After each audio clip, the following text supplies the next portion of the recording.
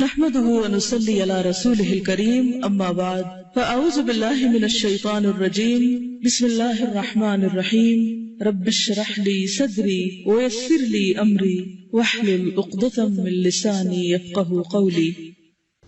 کثرت سے درود پڑھنا۔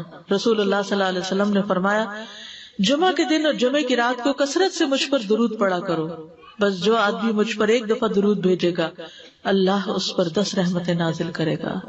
اللہم صلی علی محمد۔ رسول اللہ صلی اللہ علیہ وسلم نے فرمایا تمہارے افضل دنوں میں سے جمعے کا دن ہے۔ اسی دن آدم علیہ السلام پیدا کیے گئے، اسی دن ان کی روح قبض کی گئی، اسی دن سور پھونکا جائے گا اور اس دن سب لوگ بے ہوش ہوں گے، اس لیے اس دن مجھ پر کثرت سے درود بھیجا کرو کیونکہ تمہارا درود مجھ پر پیش کیا جاتا ہے۔ کہتے ہیں لوگوں نے پوچھا یا رسول اللہ ہمارا درود آپ پر کس طرح پیش کیا جائے گا جبکہ آپ کا جسم بوسیدہ ہو چکا ہوگا؟ تو آپ نے فرمایا بے شک اللہ عز و جل نے انبیاء کے جسموں کو زمین پر حرام کر دیا ہے، یعنی فرشتوں کے ذریعے آپ تک درود پہنچایا جاتا ہے۔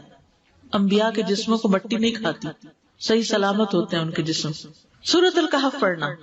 نبی صلی اللہ علیہ وسلم نے فرمایا جو شخص جمعہ کے دن سورۃ الکہف پڑھتا ہے تو اس کے لیے دوسرے جمعے تک نور روشن رہتا ہے۔ غسل کرنا۔ ہر بالغ پر جمعہ کے لیے جانا ضروری ہے اور ہر وہ شخص جس پر جمعہ کے لیے جانا ضروری ہے اس پر غسل ہے، یعنی اس کو لازمی غسل کرنا چاہیے، اللہ ہی کہ کوئی مجبوری ہو۔ تو آپ اپنا اسکیڈول اس طرح بنائے نا کہ جیسے اگر آپ ہر روز نہاتے پھر تو کوئی مسئلہ نہیں، لیکن اگر آپ ایک دن چھوڑ کے ایک دن نہاتے ہیں تو آپ پھر اس طرح اسکیڈول کریں کہ جیسے آپ منڈے کو نہائے، پھر وینسڈے کو نہائے، پھر جمعے کو نہائے، پھر آپ سیٹرڈے سنڈے اگر نہیں بھی نہاتے پھر منڈے، تو اس طرح آپ جمعے کو مس نہیں کریں گے۔ یہ نہیں کہ جمعرات کو نہا کے جمعہ کو چھوڑ دیا یا جمعہ چھوڑ کے ہفتے کو نہائے، ایسا نہیں کرنا چاہیے۔ علماء نے غسل کے حکم کے بارے میں اختلاف کیا، بعض تو کہتے ہیں یہ واجب ہے یعنی فرض کے درجے میں ہے، اور جمہور علماء یہ کہتے ہیں کہ مستحب ہے، پسندیدہ ہے، افضل عمل ہے۔ حدیث میں آتا ہے جس نے جمعے کے دن وضو کیا اس نے اچھا کیا اور جس نے غسل کیا تو یہ افضل ہے۔ صفائی میں مبالغہ ہوتی نا، ویکلی صفائی آپ کو کرنی ہوتی ہے، یعنی جیسے ناخن وغیرہ کاٹتے ہیں یا پھر اپنے زائد بال وغیرہ اتارتے ہیں، تو یہ سب چیزیں اگر جمعے کے دن ہو تو زیادہ بہتر ہے۔ نبی صلی اللہ علیہ وسلم نے فرمایا جو شخص جمعے کے دن اچھی طرح غسل کرے، اچھی طرح سنوار کر وضو کرے، اپنے بہترین لباس میں سے پہنے، یعنی جمعے کے دن باقی دنوں کی نسبت اچھا لباس پہنے، اللہ نے اس کی قسمت میں گھر والوں کی جو خوشبو لکھی ہو وہ لگا لے، یعنی گھر میں جو بھی خوشبو ہے، پھر جمعہ پڑھنے آئے تو لغو کام نہ کرے، 2 آدمیوں کے درمیان جدائی نہ کرے، یعنی 2 لوگ بیٹھے ان کے بیچ میں گھس کے بیٹھ جائے۔ اس جمعے اور دوسرے جمعے کے درمیان کے پورے ہفتے کے گناہ معاف کر دیے جاتے ہیں۔ پھر مسواک کرنا۔ جمعے کی سنتیں بتاتے ہوئے آپ نے فرمایا اور تم پر مسواک کرنا لازم ہے۔ اچھا لباس پہننا۔ نبی صلی اللہ علیہ وسلم نے فرمایا اگر ممکن ہو تو جمعہ کے لیے اپنے کام کاج کے کپڑوں کے علاوہ 2 کپڑے اور بنا رکھنے میں کیا حرج ہے؟ اسپیشل ڈریس رکھے جو جمعے کو ہی پہن لے۔ خوشبو لگانا، یعنی خوشبو لگائے، حدیث میں آتا ہے چاہے وہ عورت کی خوشبو سے ہو، یعنی آپ کی اپنی نہیں، بیوی کی خوشبو پڑی ہو وہی لگا لو، لیکن لگاؤ۔ تیل لگانا۔ جو شخص جمعہ کے دن غسل کرے اور جس قدر ممکن ہو پاکیزگی حاصل کرے اور اپنے تیل میں سے تیل لگائے یا اپنے گھر کی خوشبو میں سے خوشبو لگائے، پھر نکلے کہ 2 آدمیوں کے درمیان تفریق نہ کرے، جتنی مقدرہ نماز پڑھ لے اور جب امام بات کرے تو خاموش رہے۔ اس جمعے سے لے کر دوسرے جمعے تک اس کے گناہ بخش دیے جاتے ہیں۔ جمعہ کا وقت۔ سورج ڈھلتے ہی جمعہ پڑھنا۔ سورج ڈھلتے ہی جمعہ پڑھنا، اول وقت جمعہ پڑھنا، بہت لیٹ نہیں کرنا چاہیے۔ ایاس بن سلمہ بن عقبہ اپنے والد سے روایت کرتے ہیں، انہوں نے کہا کہ ہم رسول اللہ صلی اللہ علیہ وسلم کے ساتھ جمعے کی نماز پڑھ کر واپس لوٹتے تھے تو دیواروں کا سایہ اتنا نہیں ہوتا تھا کہ ان سے اپنے آپ کو سایہ مہیا کیا جا سکے، یعنی ابھی سورج بہت تھوڑا ڈھلا ہوتا تھا۔ ہاں گرمی کی شدت میں تاخیر کی اجازت ہے۔ مسجد میں داخلہ۔ مسجد کی طرف جلدی نکلنا، تحیت المسجد ادا کرنا۔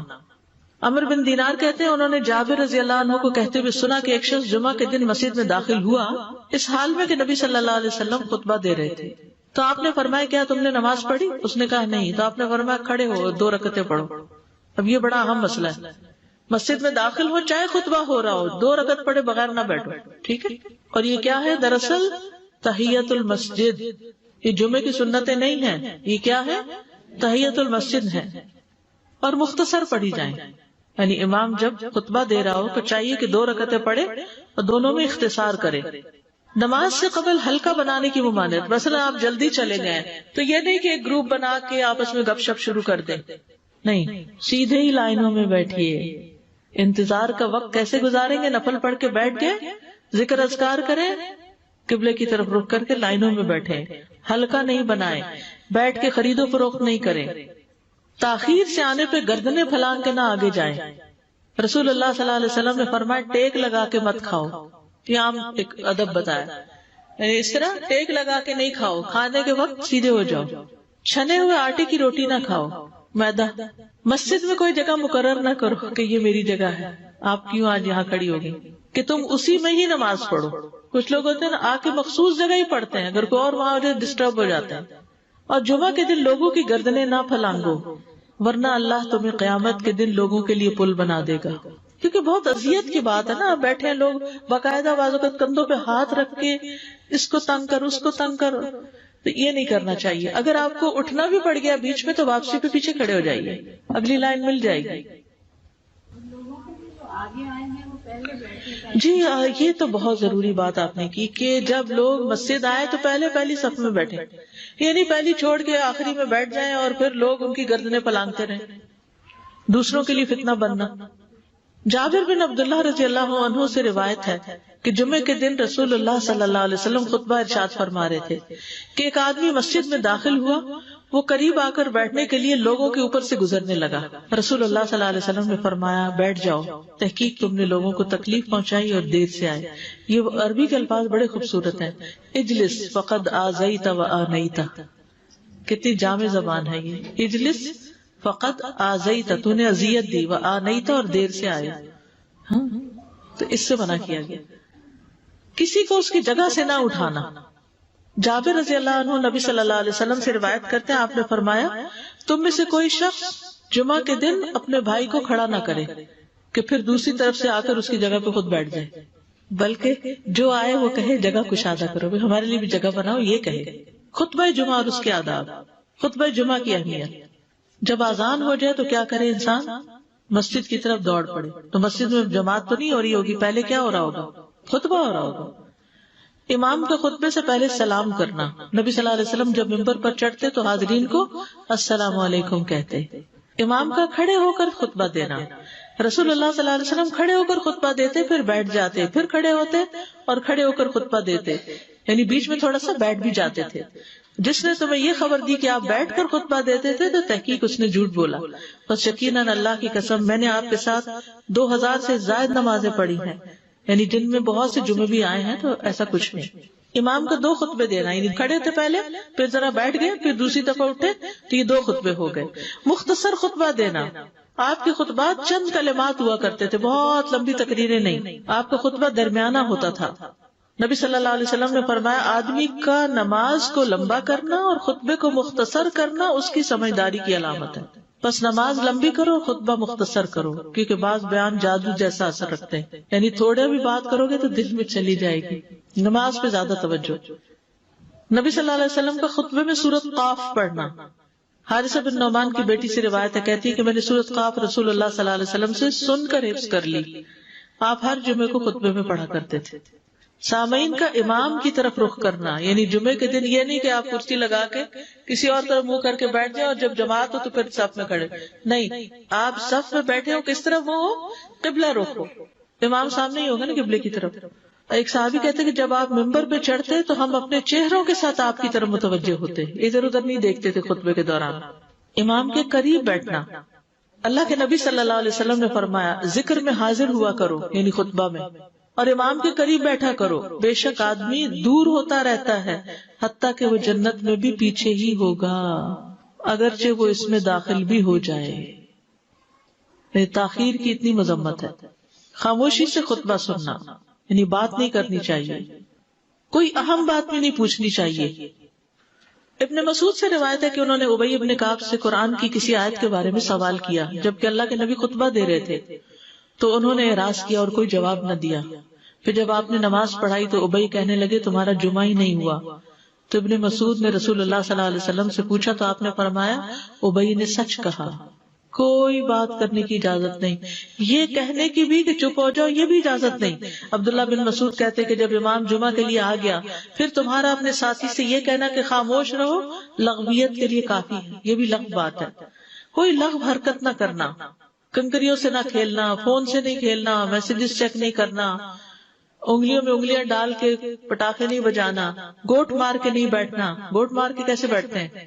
گھٹنے اوپر کر کے اور یوں ایسے گھٹنوں کے گرد ہاتھ ڈال کے. کئی دفعہ ایسے نظر آتا ہے کہ خطبے میں لوگ اس طرح بیٹھے ہوتے ہیں کیونکہ پتہ نہیں ہے. یعنی آپ چوکڑی مار سکتے ہیں. آپ سب سے افضل پوزیشن تو یہ ہے کہ جیسے نماز کے اتحیات میں ہم بیٹھتے ہیں، لیکن کچھ لوگ اس طرح بیٹھ نہیں سکتے، چلے کرسی میں بیٹھ جائیں. اگر کرسی نہیں ہے نیچے بیٹھے ہیں تو چوکڑی مار کے بیٹھ جائیں، مگر ٹانگیں اس طرح پیٹ کے ساتھ لگا کے گھٹنوں پہ ہاتھ کو بل دے کے اس طرح نہیں بیٹھے. اگر مجبوری ہے تو وہ اور بات ہے، لیکن یہ کہ بلا وجہ نہیں کرنا چاہیے کیونکہ ادب کے خلاف ہے. اونگ آنے پر جگہ بدلنا. نبی صلی اللہ علیہ وسلم نے فرمایا اگر جمعہ کے دن کسی کو مسجد میں اونگ آنے لگے تو اپنی اس جگہ کو دوسری جگہ سے بدل لے. کہ بعض اوقات ایسا ہوتا ہے نا خطبے کے وقت بڑی سکینت ہوتی ہے اور آخری خطبہ تو آپ نیند میں ہی سنتے ہیں. نماز جمعہ کی رکعت 2 رکعت ہے فرض بس. جمعہ کی نماز 2 رکعتیں ہیں اور ان دونوں میں قرات ہوتی ہے. نبی صلی اللہ علیہ وسلم جمعے میں سبح اسم ربک الاعلی اور هل اتاک حدیث الغاشیہ پڑھتے. کبھی جمعہ اور عید کٹھے ہو جاتے تب بھی دونوں نمازوں میں یہی سورت پڑھتے تھے. ٹھیک ہے. اسی طرح صبح کی نماز میں جمعے کے دن الف لام میم التنزیل اور هل اتى علی الانسان کی قرات کرتے اور نماز جمعہ میں سورۃ الجمعہ اور منافقین کی تلاوت کرتے. یعنی یہ بھی ملتا ہے. فرض کے بعد 2 رکعت پڑھنا. عبداللہ بن عمر سے روایت ہے انہوں نے رسول اللہ صلی اللہ علیہ وسلم کی نفل نماز کو بیان کیا اور کہا کہ آپ جمعے کے بعد کوئی نفل نماز نہیں پڑھتے تھے حتیٰ کہ واپس تشریف لے جاتے پھر اپنے گھر میں 2 رکعت پڑھتے تھے. اب جو لوگ گھر نہیں جاتے تو پھر وہیں پر وہ پڑھ لیتے ہیں، ورنہ آپ صلی اللہ علیہ وسلم اپنی سنتیں وغیرہ گھر میں پڑھتے تھے. اور اسی طرح 4 بھی پڑھی جا سکتی، 2 بھی ہیں 4 بھی ہیں. آپ صلی اللہ علیہ وسلم نے فرمایا جب تم میں سے کوئی جمعہ پڑھ چکے تو اس کے بعد 4 رکعتیں پڑھے. یہ آپ کا حکم ہے. تو جب آپ کا 2 چیزیں ہوتی ہیں سمجھنے کے لیے، ایک آپ کا فعل ہوتا ہے اور ایک آپ کا حکم ہوتا ہے. تو ہمارے لیے کیا ہے جو آپ کا حکم ہو. جمعے کے بعد کوئی اور نماز پڑھنے سے پہلے گفتگو کرنا، یعنی سنت پڑھنے سے پہلے گفتگو کرنا. اسما بن مالک سے مرفوعاً روایت ہے کہ جب تم میں سے کوئی آدمی جمعہ کی نماز پڑھے تو اس کے بعد اس وقت تک کوئی نماز ادا نہ کرے جب تک کسی سے کلام نہ کرے یا اس جگہ سے نکل نہ جائے. پہلے منع تھا، اب کوئی نہ کوئی بات کر لینی چاہیے. نہیں سمجھ آئی؟ یعنی جمعہ پڑھ لیا آپ نے اور پھر کسی سے آپ سلام دعا کر لیں، اس کے بعد سنت پڑھیں یا نفل جو بھی. ٹھیک ہے. اور گھر جانا تو گھر جا کے پڑھیں، اور اگر گھر نہیں جانا کام پہ جانا تو ادھر ہی پڑھ کے چلے جائیں. کتنا پیارا ہے ہمارا دین کہ اتنا لمبا بھی چپ کا روزہ نہیں رکھوایا. بالکل. عاصم سے روایت ہے، وہ ابو قلابہ سے نقل کرتے ہیں میں نے ان کے ساتھ جمعہ کی نماز پڑھی. جب میں نے اپنی نماز پوری کر لی انہوں نے میرے ہاتھ کو پکڑا اور میری جگہ پر کھڑے ہوئے اور مجھے اپنی جگہ پہ کھڑا کیا. وہ جو ہم چینج کرتے ہیں نا جگہ، وہ اس کی بات ہو رہی ہے. یعنی جمعے کے بعد کوئی اور نماز پڑھنے سے پہلے بات بھی کر لینا، جگہ بھی تبدیل کرنا. لیکن اگر کچھ لوگ پہلے سے ہی آپ کی سنتیں شروع کر چکے اور کوئی چینج کرنے والا نہیں تو پھر پڑھ لیجیے. یعنی یہ مستحب اعمال ہے، ان میں ایسا نہیں کہ کوئی گناہ لازم ہو جائے گا، لیکن افضل یہ ہے، افضل سے اجر زیادہ ہو جاتا ہے. جمعہ کے دیگر احکام. 1 رکعت پانے پر بھی جمعہ ادا ہو جاتا ہے. یعنی اگر کسی کو رش مل گیا، پارکنگ نہیں ملی اور 1 رکعت میں بھی پہنچ گیا تو جمعہ ہو گیا. امام سے دعا کا کہنا. انس کہتے ہیں کہ ایک سال نبی صلی اللہ علیہ وسلم کے عہد